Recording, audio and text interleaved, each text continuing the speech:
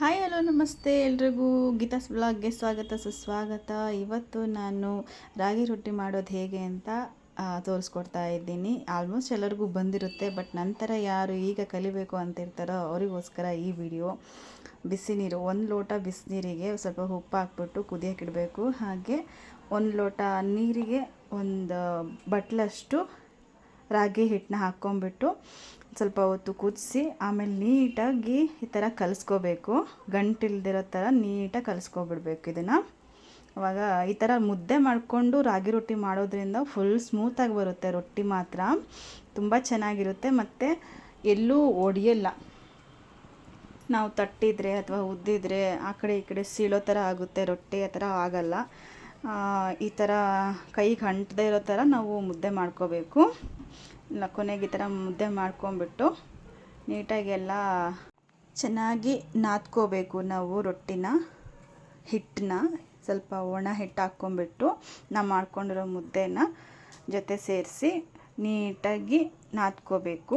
ಯಾಕಂತಂದರೆ ನಾವು ಮುದ್ದೆ ಮಾಡ್ಕೊಂಡಿರ್ತೀವಿ, ಫುಲ್ ತಳ್ಳಗಿರುತ್ತೆ, ನಮಗೆ ಸುಡೋಕ್ಕಾಗಲ್ಲ. ಈ ಥರ ಮಾಡಿಕೊಂಡ್ರೆ ನಮಗೆ ರೊಟ್ಟಿ ಚೆನ್ನಾಗಿ ಬರುತ್ತೆ, ಸುಡೋಕ್ಕೂ ನಮಗೆ ಹೆಲ್ಪ್ ಆಗುತ್ತೆ, ಎಲ್ಲೂ ಕೂಡಿ ಒಡೆಯೋಲ್ಲ. ಈ ಥರ ಒಂದು ಸ್ವಲ್ಪ ರೊಟ್ಟಿಗೆ ಎಷ್ಟು ಹಿಟ್ಟು ಬೇಕೋ ಅಷ್ಟು ತೊಗೊಂಬಿಟ್ಟು ನೀಟಾಗಿ ತಟ್ಕೋತಾ ಬರಬೇಕು. ಸ್ಟಾರ್ಟಿಂಗ್ ಮಾಡೋರಿಗೆ ಎಲ್ಲ ಕಡೆ ಒಡೆಯುತ್ತೆ, ಅರ್ಧೋಗುತ್ತೆ ರೊಟ್ಟಿ, ತಲೆ ಕೆಡ್ಸ್ಕೊಳಕ್ಕೆ ಹೋಗಬಾರ್ದು. ನಾವೆಷ್ಟು ಟ್ರೈ ಮಾಡಿ ಕೆಡಿಸಿ ಮಾಡ್ತೀವೋ ಅವಾಗಲೇ ನಮ್ಮ ರೊಟ್ಟಿಗಳು ಚೆನ್ನಾಗಿ ಬರೋದು. ಯಾವುದಕ್ಕೂ ತಲೆ ಕೆಡ್ಸ್ಕೋಬೇಡಿ. ಅರ್ದ್ರೆ ಪರವಾಗಿಲ್ಲ, ಏನಾದರೂ ಪರವಾಗಿಲ್ಲ, ಸುಮ್ಮನೆ ಸುಡೋದನ್ನು ಮಾತ್ರ ನಿಲ್ಸೋಕೆ ಹೋಗಬೇಡಿ. 1 ಸಲ ಕೆಡುತ್ತೆ, 2 ಸಲ ಕೆಡುತ್ತೆ, ಆಮೇಲೆ ಬರ್ತಾ ಚೆನ್ನಾಗಾಗುತ್ತೆ ರೊಟ್ಟಿ. ಈ ಥರ ಇಷ್ಟು ನಿಮಗೆ ಸಣ್ಣದು ಬೇಕಂದರೆ ಸಣ್ಣಕ್ಕೆ ಮಾಡ್ಕೋಬೋದು, ದೊಡ್ಡದು ಬೇಕಂದರೆ ದೊಡ್ಡದು ಮಾಡ್ಕೋಬೋದು, ಮೀಡಿಯಮ್ ಸೈಜ್ ಓಕೆ. ಈ ಥರ ಸುಟ್ಟ ಮೇಲೆ ಹಂಚಿಗೆ ಹಾಕ್ಬಿಟ್ಟು ಸ್ವಲ್ಪ ಒಂದು ಬಟ್ಟೆಯಲ್ಲಿ ನೀರು ಹದ್ಕೊಂಡು ಈ ಥರ ಮೇಲೆ ಅನ್ಕೋಬೇಕು. ಒಣ ಹಿಟ್ಟು ಹಚ್ಚಿರ್ತೀವಲ್ಲ ಅದೆಲ್ಲ ಹೋಗುತ್ತೆ.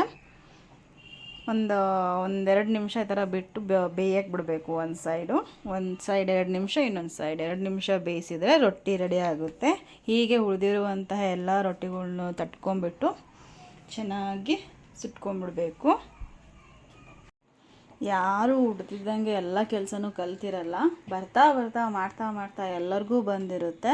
ಸೊ ಅದನ್ನು ಅರ್ಥ ಮಾಡಿಕೊಂಡ್ರು ಅಂತಂದರೆ ಎಲ್ಲರಿಗೂ ಯಾವುದೇ ಮನಸ್ತಾಪ ಇರೋಂಗಿಲ್ಲ. ಬಿಡು, ಕಲಿತಾಳೆ ಮಾಡ್ತಾಳೆ ಅನ್ನೋ ಮನೋಭಾವನೆ ಎಲ್ಲರಲ್ಲೂ ಇರಬೇಕು. ಆವಾಗ ಎಲ್ಲನೂ ಚೆನ್ನಾಗಿರುತ್ತೆ. ಹೀಗೆ ಎಲ್ಲ ರೊಟ್ಟಿಗಳ್ನ ಸುಟ್ಕೊಂಡು ಮಾಡ್ಕೋಬೇಕು ರೊಟ್ಟಿನ. ಚೆನ್ನಾಗಿರುತ್ತೆ ರಾಗಿ ರೊಟ್ಟಿ ಮಾತ್ರ.